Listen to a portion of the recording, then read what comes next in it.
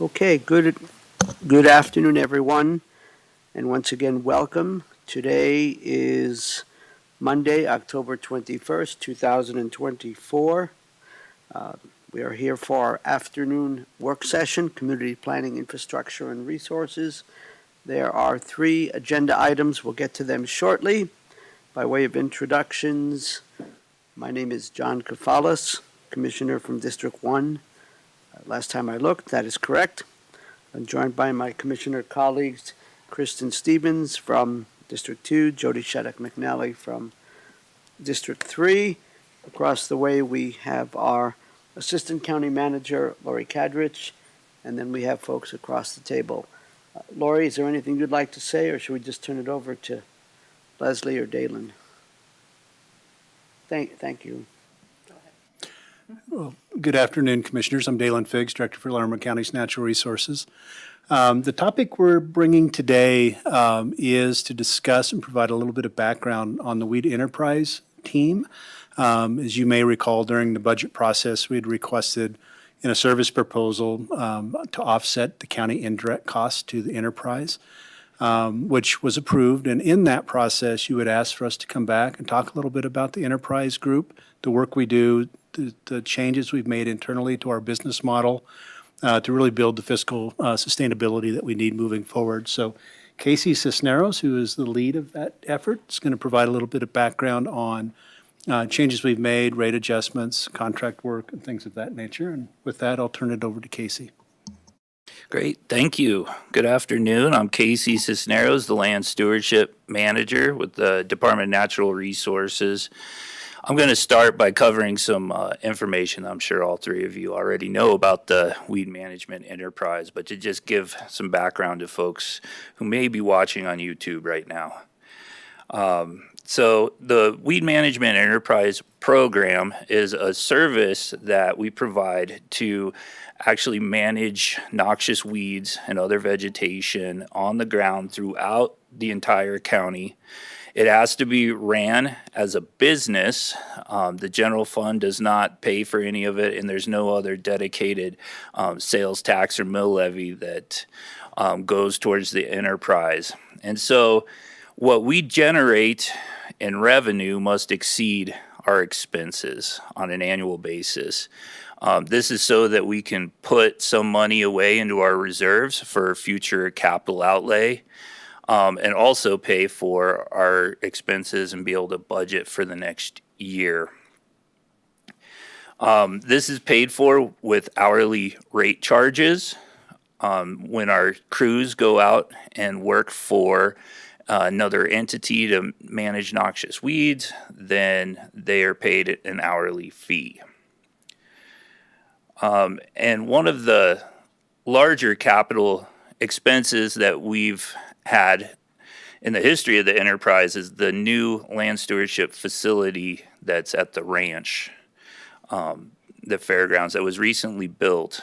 And there was not enough money in the reserves to cover the full expense of the enterprise's portion of that facility. So we have worked with the staff at the ranch to put together a 20-year loan at $30,000 a year to pay back that portion for the weed management enterprise.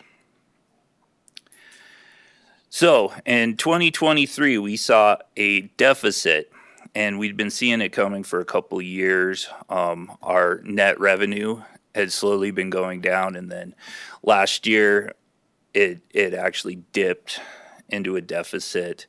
And so this spring, we wanted to meet with the business analysts at with the county, that work for IT. We met with Michael Murphy and Josh Thompson to conduct a business and operations analysis of the enterprise and see what kind of tweaks we could make to be more effective and fiscally responsible with it. So the analysis showed our overhead costs exceed 30% for this enterprise that has to be run as a business, which is high for this line of work.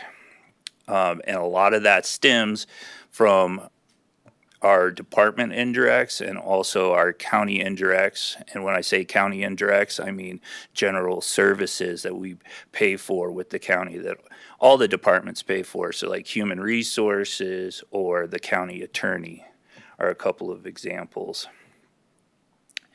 The indirect cost from the county in 2025 is projected to be about $40,000. And it's close to $40,000, and that's what we asked for an exemption from. So, some of the steps we've taken since the spring of '24 is to request, and we did receive Board of County Commissioners approval to increase our 2024 rates for service above and beyond what we had discretion to do. So the rates were increased by 10%. And this also gave our director more discretion to raise rates on an annual basis with the cost driver of the consumer price index plus an additional 3% of what those fees are. We did commit to paying that loan back to the ranch, $30,000 for 20 years. And we are working to diversify our enterprise contracts so that one of the trends we were seeing is that we were receiving more money, but from fewer customers. And so we want to make sure there's a diversity there so that if one of those contracts fall through, we can make up for it. And then we also changed some of the ways that we bill staff time so that it goes directly towards the project. Just to circle back, so we're asking for an exemption of county indirects, about $40,000 to give us some breathing room over the next year and start to put a little bit more money in those back in the reserves. We are projecting that by the end of 2024, we should be net positive again and be able to make our loan payment to the ranch. Do you have anything you want to add, Dalen, or did I miss anything? No, I think the one thing I'll add is, the last year, Casey has done a really nice job of sort of looking internally about how do we cost control better, market services we provide, diversifying our kind of our client base, and then internally making some adjustments that really refine kind of how we move dollars back and forth. So we went into the service proposal with a single year request for 25, and with the intent of it really sort of correcting itself with the business changes that Casey outlined, and then more flexibility with our fee-for-service costs that we can install on an annual basis. CPI just basically wasn't keeping up, and this gives us a bit more flexibility in managing the revenue streams. So, yes, and this is an information sharing. As I think I stated earlier, the service proposal was approved during the budget process. Thank you very much. It means a lot to us. And so hopefully it's a one-of-one request. Thank you, Casey. Thank you, Dalen. Let's see if we have any questions or comments. I have a couple of thoughts I'd like to share at the appropriate time. Yes, Commissioner? Thank you. Thank you for coming today and sharing the information. It helps. And I know, as the liaison for the land stewardship, I'm a big fan of your work. It's really important work, and maybe most people don't know the full extent of how the work impacts everyone in Larimer County in lots of ways we don't know. And as we see climate changes and also some of these things happening with our natural disasters, we really need those services that you provide. And I know there's that, learning about that new invasion of I forgot the name of the plant coming down from Montana and some of those areas that we're just starting to see. And we need to be so proactive in some of these. What was the name of that plant, Casey? That's meadow hawkweed. Oh, that's right. Yes. Right, thank you. It's just really important work. And so I know, Casey, you do tremendous work. The biodiversity and the what we see afterwards is just is stunning and just really impactful. So thank you for coming to explain, and I'm glad to learn more about it. And certainly, it was, for me, getting more information, it makes me feel more confident about approving that surface proposal. So thank you. Perfect. Thanks, Commissioner. Commissioner Stevens, we're taking a moment to ask questions or perhaps provide some feedback, some appreciation, whatever you like. Since I missed some of the conversation. Pardon? I don't have any feedback at this point. Okay. Thank you. Then I have a couple of thoughts and a question. Let's see. First of all, again, thank you for all the hard work and meadow hawkweed. I guess I need to keep a lookout for that. You'll have to teach me about that one. Sure. But so I'm understanding that we approved the $40,000 one time for a single year to kind of, you provided us with an update on some of the adjustments, some of the changes you're doing to try to become net positive. So that's really the purpose of today. Understood. And it's great that we're making some progress, and it's great that there's the partnership with the ranch that apparently can loan out a little bit of money here and there and make sure they get it back. I'm wondering, my question is, mostly I think for the sake of the public, could you explain the relationship between the weed district that receives property tax revenue and the weed enterprise, which receives its revenue entirely or primarily from fees based on services that you all provide? Absolutely. So in 1967, in Larimer County, it was decided to form a weed district, and this was to help irrigated ag farmers combat perennial noxious weeds like Canada thistle and leafy spurge. And then in the 80s, originally it was funded with general fund dollars, and then in the 1980s, it was decided to fund it with a mill levy from property taxes of folks within the weed district, which is about the southeast 1/5 of the county. So it's fairly limited in geographical scope. And so in 1998, the Board of County Commissioners decided that to further increase our reach in noxious weed management throughout the county and that other 4/5 of the county, that they created a weed management enterprise program through resolution. And this was always meant to be ran as a business versus receiving mill levy dollars, or like our parks and open space stewardship crew, it wasn't meant to receive open space dollars. Thank you, Casey. I have one more question, please, and Sure. and then I have a comment that maybe is a happy comment. And then to see if Lori or perhaps my fellow colleague, my commissioner colleagues have anything else they'd like to add. And my question is, I thought you said in your presentation something about working to diversify contracts, or can you shed a little more light on that? So sometimes a contract will come through or fall through. How do you plan to diversify revenue contracts, and what exactly does that mean? That's a great question. With our weed enterprise, we implement a strategy of working with larger land managers and landowners that have conservation value of their land. It might be someone that has a CE or somebody that lives next to an open space that needs this kind of vegetational work. And this is so that we can approach it more from a watershed standpoint. We do work for the U.S. Forest Service, and they manage 550,000 acres of land in Larimer County. And so it's a big service. It's at a watershed scale. And as I was saying, some of our bigger contracts were becoming larger. There was more funding for them, like the U.S. Forest Service contract.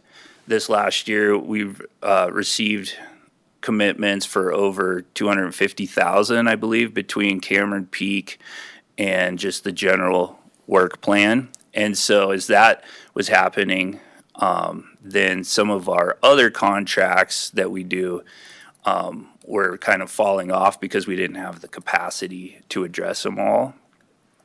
And one way that we've fixed this is before we even begin hiring our seasonal crews in the spring, we've asked that we receive a confirmation email or a signed contract in place by March 1st so that we can build out our work plan for the rest of the year and know exactly how many resources we'll need to complete that. Thank you. Thank you for explaining that. I do believe you made reference to an acronym, CE, is that correct? Conservation Oh, easement. yes, thank you very much. Yes. Thank you for pointing that out. Oh, I pointed out with the greatest respect. I try not to use No, acronyms, but it's hard. I pointed out with the greatest respect for you all. My closing comment, other than appreciation for all the good work, that is that we have a large rabbit brush that I planted years ago that was blooming all get out recently, and I enjoyed sitting on the stoop. We call them stoops where I grew up, and just sitting right next to this big ball of yellow. And the thing was literally covered with bees and butterflies. And it was just something wonderful to behold. And rabbit brush is native, correct? That's correct, yes. Okay, that's all I wanted to share. I just thought it's an excellent flower plant for pollinators and all that. And Yeah, and that's the native biodiversity that we work towards with our, if I remember, I may send you a couple of those pictures. okay, please do. I think that's all I have. Yes, Commissioner Stevens. Yeah, I mean, I did want to ask questions because I did miss part of the conversation because of a little coughing fit I had, but, so that with the exemption from the indirect costs this year, that will be something that we feel like we will not need next year, or yes? Because of increasing the costs and really getting some of those costs in line, is that right? Yeah, what it allows us to do is kind of rebuild our reserve a little Okay. bit, and the cost projections that Casey and our staff have gone through with contracts in place, this year will be revenue positive. We'll be able to put the equivalent of the indirects away in reserves, and our intent is for that to really solidify us financially. And then, it seems like that there's some kind of level at which the costs aren't competitive any longer, and so is that a hard number to get to, where you're charging for the services that you provide, but not so much that people don't want to use those services, or that they're pricing like other county entities out of business or something? Is that a factor? And yeah, there's a few things going on there. So because we're working with larger landowners and larger land management agencies over a greater area throughout the county, there's not a lot of local contractors that have that bandwidth. Most local contractors is one or two people, right? That's the entire staff. Our rates are competitive. I know what some of my colleagues charge in the private sector. It's just that indirect of 30%. That's, and a little bit over 30%, in fact, that really has made it challenging for us to put enough away on an annual basis to make these capital expansions. Sure. And I think the one thing I'll add is, because of how Casey, described that, our client base are typically the Forest Service, CPW, municipalities, because of the broadness and of what they need. We won't compete well in a small private landowner that needs a couple days of work. That'll probably be more the private sector that will be able to pick those up. So that's kind of what we'll lose along the way, though that wasn't our primary audience. It's really those bigger agencies. Yeah. Right, and probably more concerned about the bigger agencies because they're dealing with bigger pieces of land and bigger and worse situations, right, that we want to Yeah, clear and up. they're not backfilling a lot of the positions where their staff was going into the field and addressing these issues. They've moved more to a contract model. Okay. Well, thank you for explaining this. Sorry if there was some redundancy. But I wanted to get those questions answered. No, I appreciate the work that you're doing. Thank you. Yeah, I mean, whatever it takes. And, we do have these exemptions. I mean, we don't always obviously grant them because we don't always have dollars to do so, but there's certain situations where it makes sense. And it looks like in this budget, it does make sense to be able to do that and help get that, sort of things tightened up. And I think that ability to be able to raise those rates a little bit more and have that discretion is really important as we see the need for that too. So, thank you. Great, thank you. So first comment is, Commissioner, I'm glad you have appreciation for rabbit bush. My property's covered with it, and my bees are very happy there. So, and it's something that for 2 decades now, I just always look forward to. It's kind of this continual sea of yellow that comes towards the end of the year. It's kind of a beautiful plant. But my question, and thank you for the education you do. Well, it's to help others understand, which is beneficial, which are. It took me a long time to understand what what all we do and how we do it. Yeah. So. Again, being the land stewardship, I know the liaison to that, how much work we do, and we have a really great board that asks great questions.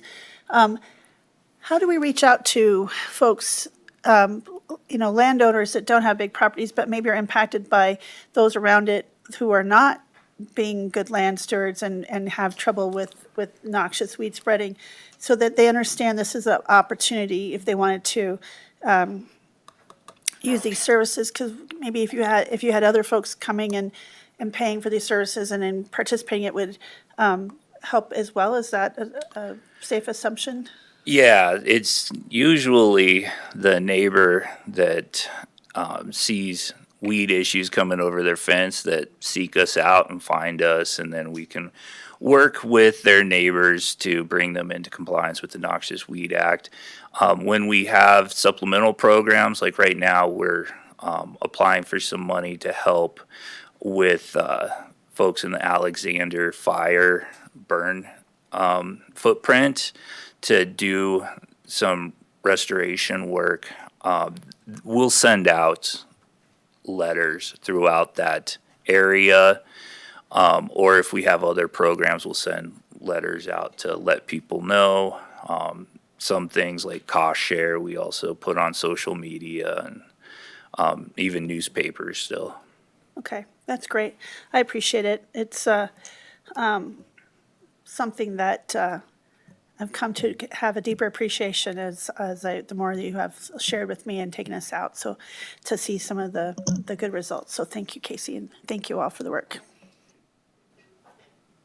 I think before we see if Lori wants to add anything, another question has been prompted. Sure. Comment and a question. So I presume, based on what Commissioner Stevens said, that we're still working with private landowners, smaller scale, where we identify, or perhaps a neighbor complains if there are noxious weeds that are coming over the fence. So we're still doing that work. So I believe my assumption has been confirmed, of course. Mm-hmm. And my question is, let me think for a moment, and that is, how proactive are we? In other words, do we just respond to complaints? Or I know at least one of your staff members typically gets at least 25,000 steps a day out in the field. How? That's what he says. I know. Sorry about that. You just can't take me anywhere, I suppose. But seriously, my question is, how proactive are we to perhaps educate folks? And also, if we identify a serious issue, that we're able to engage with the landowner to, to try to help in a partnership, address the concerns. Yeah, we're very proactive when it comes to high priority noxious weeds that are not spread throughout the county when we can actually count the number of parcels that they're on, or the number of plants, or the small amount of area that they're on, because we don't want them to expand. That's when you have to use a lot more resources to control them, time and money. And so we have an early detection rapid response crew that receives about $40,000 in funding from the Colorado Department of Agriculture. With our matching funds, then it allows 2 seasonal employees to work on private lands addressing these high priority weeds on for free, which I think is an amazing deal when you consider the cost of management. Some of our work is a result of being reactive, especially from natural disasters like the Cameron Peak fire, or the Alexander Mountain fire. However, we recognize it after, a decade and a half of dealing with these every few years. We recognize it, and we try to secure funding and resources for these folks in the recovery areas as quickly as possible. Thank you. And I apologize. One last question. This will be it for me. And I'm wondering, how do we deploy IPM, Integrated Pest Management, into our portfolio? Like the enterprise? In the enterprise, the weed district, Okay. are we taking a holistic approach? I mean, sometimes we hear from folks that Yeah. if we're just spraying, that they're not always happy about that. Exactly. Yeah, I know what you're saying. Okay, So thank you. there's a range of integrated options, prevention, early detection, rapid response. We got cultural controls where we can plant resilient vegetation that will keep noxious weeds out. We have chemical controls like herbicides, biological controls, insects, and mechanical controls, or physical control where you actually like pull the weed and you can dispose of it. So I would say, and education and outreach, I would put that within those integrated tools. And in each of these land stewardship programs, we implement all of them. I want to put as much emphasis I can on the tools that are going to save us the greatest amount of resources, such as prevention and early detection, rapid response. There's several species that are high priority species that we only manage with physical control, with shovels, digging them out, bagging them, getting rid of them, because there's so few of them, and we have to comb every piece of land. Thank you, Casey. I appreciate that very much. And I understand also that when we do use chemical controls, we're our application is very targeted, very specific, trying to minimize any indirect impacts on species and other plants that we want there. So thank you very much. I believe that's all I have. Lori, is there anything you'd like to add? And then I don't know if there's anything else from Dalen. Yes, Lori. Good afternoon, Commissioners. What I wanted to stress is that what Casey and Dalen have been describing for this program is exactly what we're hoping will happen with all county programs. So if you think about the work that's been done here, they partnered with the ranch to lower the cost of a new facility. Otherwise, they would have to try to go that on their own, which would have been much more expensive. Around the time of that building was when COVID hit. And we all know what happened with the cost of buildings and supplies and labor during that period of time. So it's, frankly, from my perspective, remarkable that this is the gap that you need to close based on the circumstances that happened there. And then right after they figured out what was happening with the cost of the services in the contracts, they brought on board our performance and strategy team to take a look at process improvements and to reset rates. And what they're asking for, right, is a bridge to get to the next stage of their business plan. And that's what we're hoping really that all county departments do if they find themselves in this situation. And so I wanted to express my thanks to Dalen and Casey, and I would imagine Megan as well, for the work that they've done to bridge this gap and then get everyone into a better facility for working conditions and create efficiencies in the business model. Thank you, Lori. Well said. Dalen, another comment, please? On a different topic, if I may, I just want to remind everyone, our open house for Chimney Hollow Open Space Management Plan is tomorrow night. If you look to our website, you can get the details and how to join. It's online only. So this will be wrapping up our management plan, and hopefully folks can join us and let us know what you think. Great. Thank you, sir. Well, I guess in closing, Casey, if you can figure out how to eliminate once and for all bindweed, you would be my best friend. Yeah. Will you can you get that done in the next year or so? Yeah. No.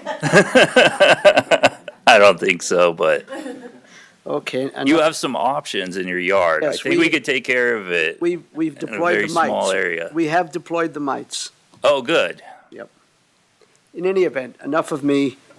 Unless there's something else that's serious, then we'll move on to the next agenda item, which is to get an update All right. regarding the Fair and Rodeo 2024. Thank you, Casey. Thank you all. Thank you very And, much. We'll just Thanks, Megan. switch guard here, and you do have some handouts also at your dais that are provided here as Louise Larimer and Laura Bolt step up to give you a presentation. So thank you for joining us. Thank you.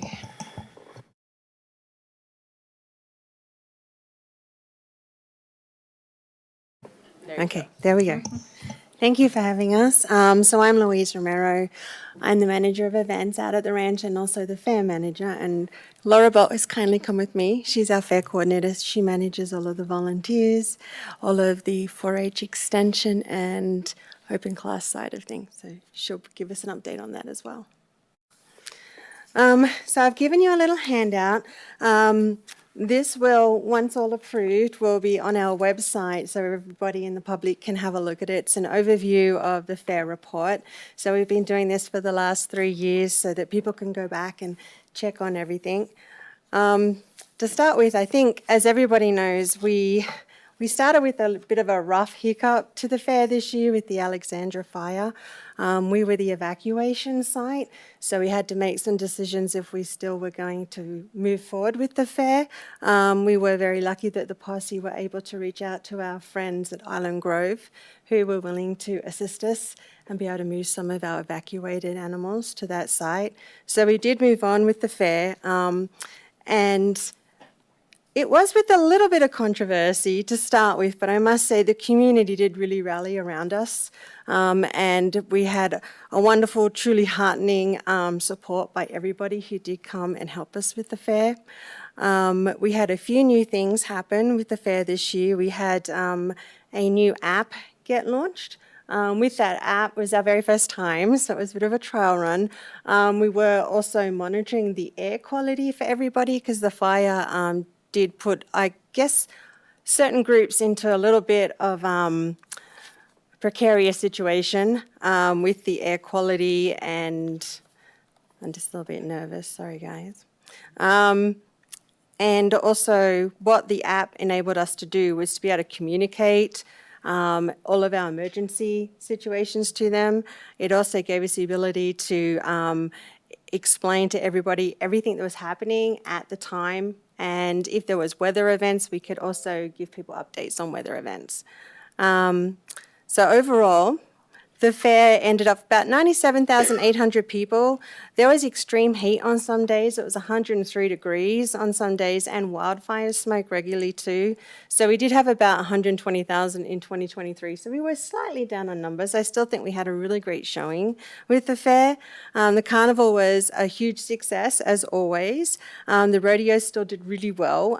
We had about 3,047 on Sunday. We had 3,192 Monday, and Tuesday, 2,331. And then Sensory Day, we were super lucky with Sensory. it has actually grown. It's an area that I'm very passionate about.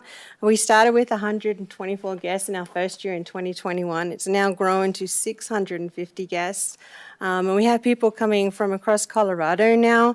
And I'm excited to say that Greeley Stampede and the State Fair have also both adopted this program. So they're implementing it at their events as well. So they had their first inaugural years this year.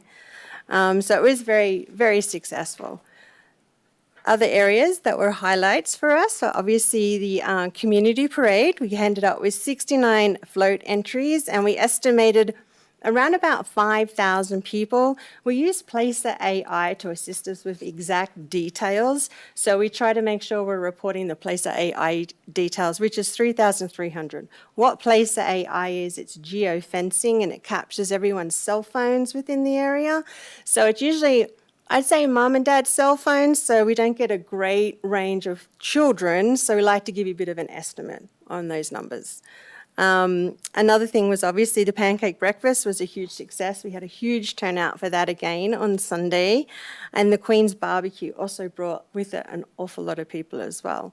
We did some special additional events at the fair this year. We did the World's Strongest Kid, which was hosted by Brian Shaw, the Shaw family. They're up in Estes Park. They also do the Strongman at Blue Arena every year with us as well. So it's kind of cute seeing all the kids come out and do their version of picking up the cars and the weights. We had some new features this year. We had the Canine Stars. They were a dog show. We had the Wild Man Phil that was in the FMBO building, and we had the CAMS classroom area has grown significantly. CSU's been a great partner, so we had their STEM come out and join us, and also the VR headset from the veterinary department. So they were both with us this year. For acts, we had, obviously, we open the fair every year with the Jan Iron Singers and Dancers family. They're our Indigenous family. And we had multiple bands on stage. And we didn't do the community stage this year. We had very low engagement of people wanting to be part of that. So we did the strongman competition instead. And that was pretty well received. It was on our 103-degree day, so it was a hot day outside for that one. Always thanking Visit Loveland with the Everblocks and the hearts that they bring out to us as well. We also had drone racing this year, which was an organization here in Fort Collins, and their championship with us, and that was pretty popular down there. I don't know if you got down to see it, but at night their little drones light up and they race. It's kind of like an obstacle course they take the drones through. It was pretty cute. Salida Circus from Colorado Springs joined us with their stilt walkers and their juggling, and the Space Observatory also came again. And then we had Crystal Lines, Cowboy Church on Sunday, dog herding, draft horse show, junior rodeo, mounted shooting, and vaulting were also with us. So it was an awful lot to see with the ranch. So do you want to go ahead with your side of the fair, Laura? Competitions coordinator, I just want to highlight the numbers that we had for open class. We had some areas that were up. Last year we had 160 quilts and applique areas, and this year we had 210. So that area's seen significant growth. Some of the other areas are trying to find their little niche to bring it out, but we do have a very lively and entertaining hall, and you'll be surprised the number of people, fair people that walk through and do look through open class. On Saturday and Sunday, we'll have the Quilters Guild that's out there, or the machine knitters, or the wood carving, some other people that are kind of giving some demonstrations and trying to talk about their type of, so we offer that in that South Hall. Our 4-H youth are down in the McKee building, and they exhibit their static projects, their record books, their projects that they make or they build, or their project boards. We were down slightly in that area, but it's still a strong showing of exhibits, about 900 and some exhibits there. Up in the McKee building, or up in the Mac Arena, and the Youth and Community building is our livestock, and we have just under 1,000 animals that we do house up there. We start out with a horse program that takes 3 to 4 days. That was during the fire and some of the evacuations that we were able to put the animals in the other area, but the horses did continue to show and to offer all their classes. This year, we put the dairy goats and the dairy cattle in the 4-H youth and community arena, trying to build some excitement and some entertainment around there and give them their own space to show. We were up significantly in the swine program. We had 40 more pigs that came into the fair. And in the beef cattle, we had 20 more head of beef cattle. So that is significant on those larger animals. Our sheep, goats, poultry were up in numbers. We're able to show some breeding animals, also our market animals. But the sheep, the goats, the rabbits, they all stay pretty much the same. But otherwise, everybody enjoyed additional space and that time, and we're glad to see that the fair did happen and they were able to do. You know, we always look at the fair as that reward at the end of their projects. You know, they've worked all year at their projects. They've purchased animals, they've fed animals, they've done to shooting sports practices, whatever we do. And the chance to exhibit or to show off their projects to the community, I think is an added benefit for this, for our 4-H youth. Is there anything else you'd like to share, colleagues, before we open it up to questions and feedback?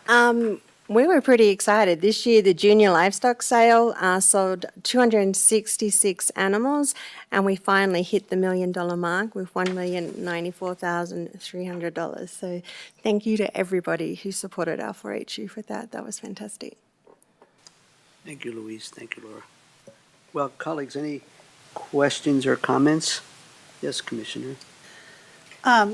First, thank you for being here today and all this great information. And my guess and assumption is that both of you go way above and beyond at this time to do all the things to make this seem so seamless and effortless. And so just want to say thank you to you and your teams for making it such a wonderful, engaging, welcoming fair.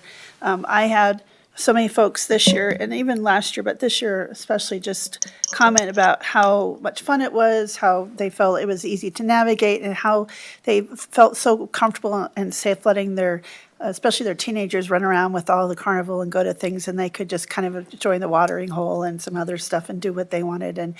And they would actually call and leave me that information. And that's just really a wonderful thing to hear from people, that they feel safe and comfortable and enjoy it. I just wanted to pass that along, that it's great things to hear. So I also want to just thank you for helping our 4-H exhibitors, projects, the youth, the families, and all the sponsors and helpers navigate through some of these changes with the new building opening and this stuff, and providing more opportunities for more swine and the cattle, and just because this is important for us. You know, it was a priority for this youth engagement and leadership, and how important this program is.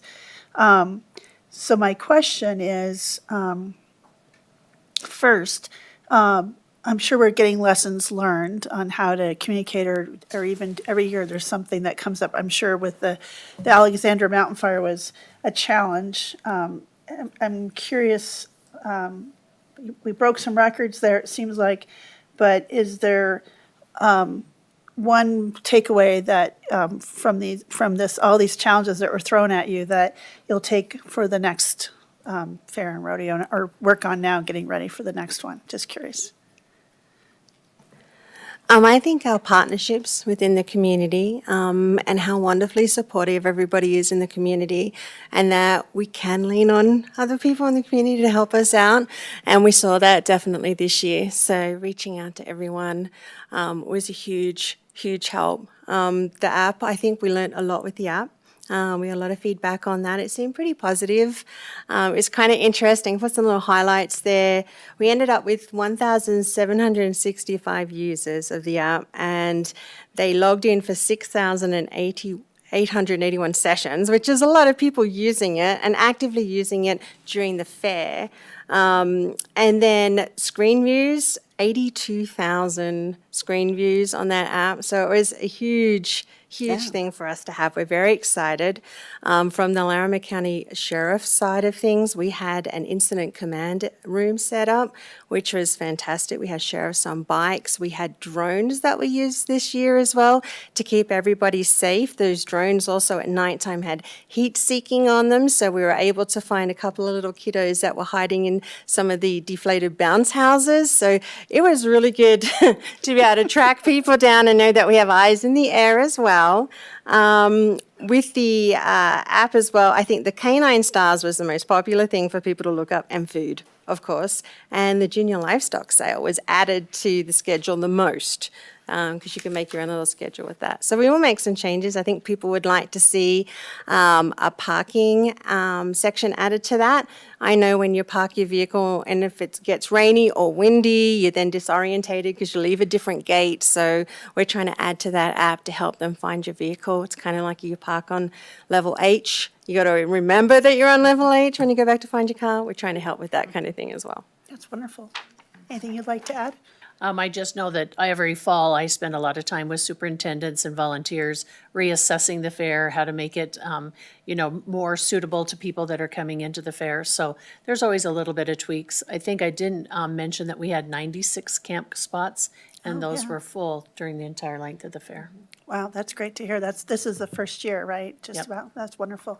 Well, I could think of lots of other questions. This is just really great to have. And just again, thank you both for being here today. And I just know you guys are just, you're just invaluable, the work that you do and the experience and all the things that the institutional knowledge, but also just the historical knowledge of how we can do this so well every year and add on to it. And I just want to thank you for all that you did to help navigate and to pivot with the fire and just to keep things seeming so, I mean, literally everyone, a lot of people didn't even know there was a fire, which I thought was shocking, but I just appreciate all your work. It's really valued. Thank you. Can I add one thing to the fire as well? The fair was able to raise $100,000 for the Larimer County Posse as well. So that was donated to them to help them so that if we have the evacuations, hopefully not for a long time, they'll have some additional supplies and support for them. Thank you very much for that. Yeah, well, Laura and Louise, I think the world of both of you. It's always a pleasure working with you on the fair, and the fair board is a big part of that as well. Just your professionalism and your just, the things that you've added have made the fair better. It's just clearly a better experience when people go there. I have the app. I was like, which phone did I put that app on? But I thought the app was wonderful. It was great to orient yourself and to, to have that schedule on hand and to not like fumble around in a bag that might have a paper schedule that's maybe got something spilled on it, or it just was so convenient to have that. And because you don't want to miss anything. I mean, and you don't, there's different activities going on at different times, whether it's in, the show barns or it's, something, people riding a motorcycle around the globe, which scares me to even think about. But so many great events. Attendance was great. I mean, to be able to pivot with the animals and stuff, I just really, really appreciate you. We are in the process of looking for new fair board members, so I will put that out to the public to say that we are accepting applications for fair board members. It's a big job, and you're there all the time. I think I went and visited Laura last time, like 9 o'clock or something like that, after I volunteered in the with Extension in the First National Bank building, and there she was. I was like, can I get you anything? Can I?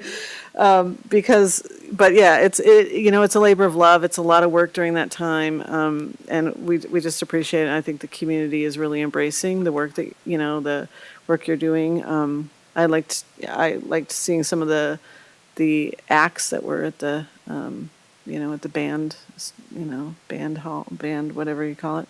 But there were so many great things, and having been by for Sensory Day, I mean that's a huge success, and I'm really glad to see that a lot of our fellow fairs are embracing that as well. So just thank you very much. Thanks for bringing this forward. Thanks for letting folks know about how great. And just for all the people involved in 4-H. 4-H is, kind of, like, to me, the foundation of any fair is like, some fairs are just 4-H, honestly, across counties. And so, the fact that we can do more is great. But, I mean, these projects that these kids and the open class people work on all year long, it's really remarkable to see that kind of work. And these are kids who are working during the summer, not, taking time away from swimming pools and other things they could be doing and working on record books and really learning those skills. So we want to support them as well. But thank you again, and thanks for bringing this forward.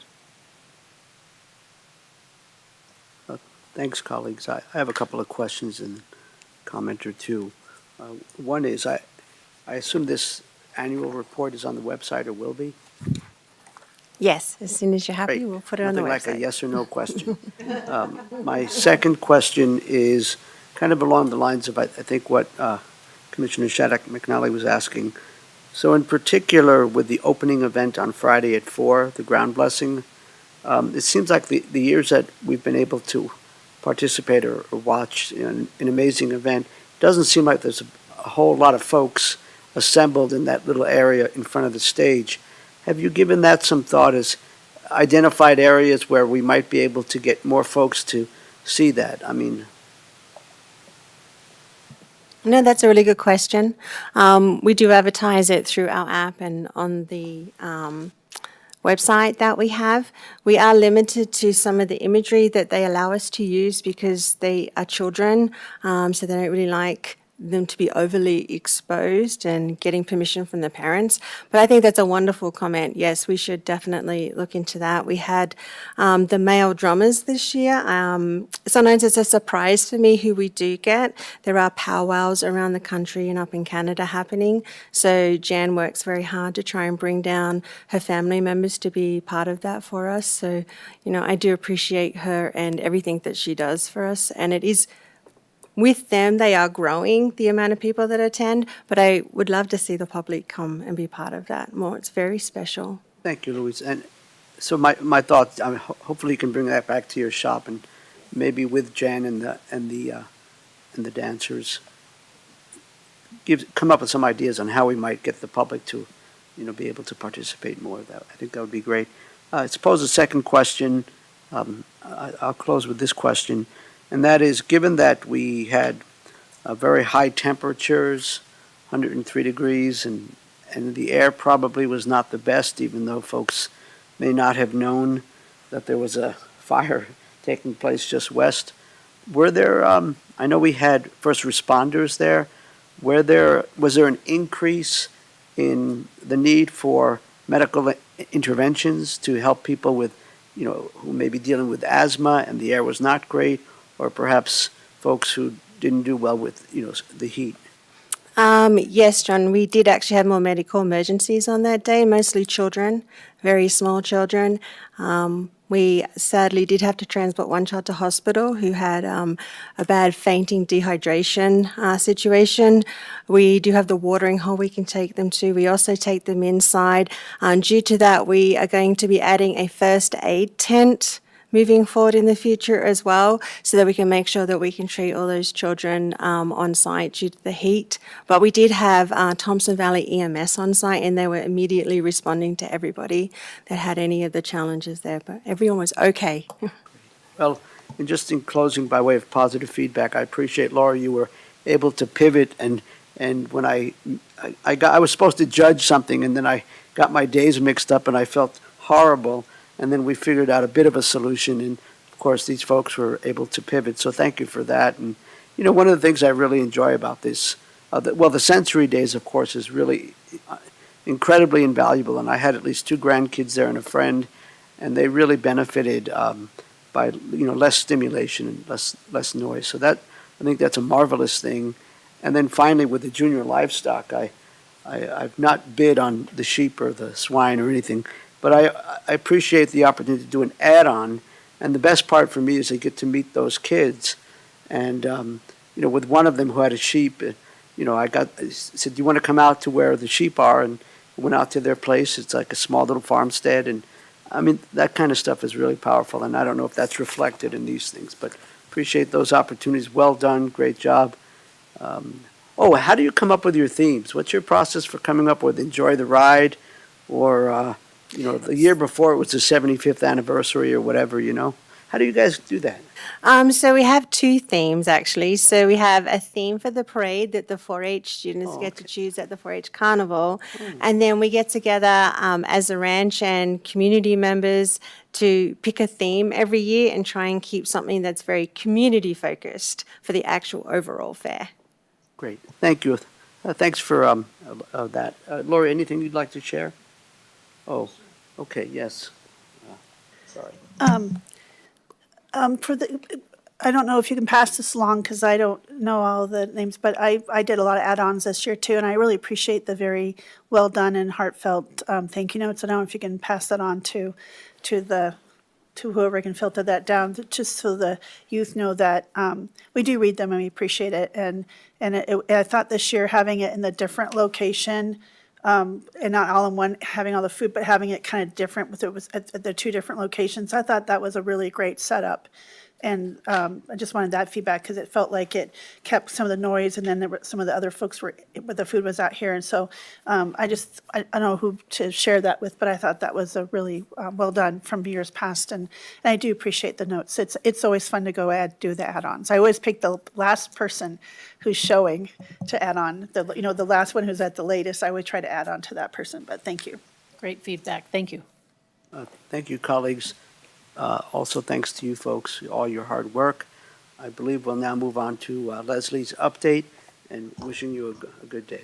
Yes, thank you both. And I'll reflect very quickly too that it was a difficult decision as the Alexander Mountain fire was blowing up and questions about resources and everything else. But I think that the decision to move forward with the fair was a really good one, and shows how important that event is for the community and also for all the 4-H kids that worked so hard all year. And so it was a hard decision, but a good one, and obviously a very successful fair. Thank you both for And being I here. thought it was also Been great how we dealt with the large animal evacuations. Absolutely. Able to figure out a good solution for that. Yes. So thank you for all the questions and comments and feedback too. So thank you both. I just have one very quick update, and that is a request for a letter of support from Wellington, which I believe you may have heard about too, but because it just came in today, we don't have the opportunity to put it on admin matters. And so what we'll do is I'll pass this along to share the content with you, and then we'll format it so that it's ready. You've got it ready? Okay.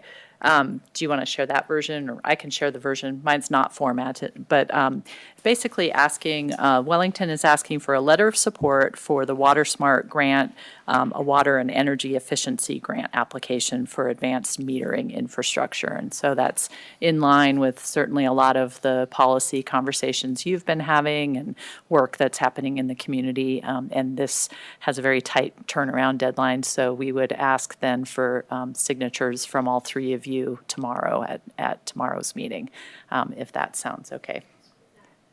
Oh, now. Okay, sorry. I should have just had you do it, Lori. Yes. Who is the Yeah. grant? Who are they applying to? They are applying to the Bureau of Reclamation. It's the Bureau of Reclamation's Water Smart Water and Energy Efficiency Grant. Yeah. Thank you. So we'll just take care of that right now. Do you have anything else, And Leslie? I do not have anything else today. Thank you. Yeah. Leslie, I just forgot to mention to them and to Lise, in case I forget to circle back, but I was with Jan and Iron Family Dancers at High Plains Environmental, and there was quite a very large crowd. It was for Indigenous Peoples' Day, but Jan and them do a great job, and they did bring a lot of their family around. But also, we have now living in Larimer County the great-great-granddaughter of Black Elk, and she was there, and she's looking to maybe engage with Jan and them. And I would like to talk to you about that offline, because she's also, I was explaining our water plan and some of our work, and she had a comment, so I just wanted to kind of share that with you. Thank you. Thanks, Commissioner. Anything else, colleagues? Then at 2:29 p.m. we are adjourned.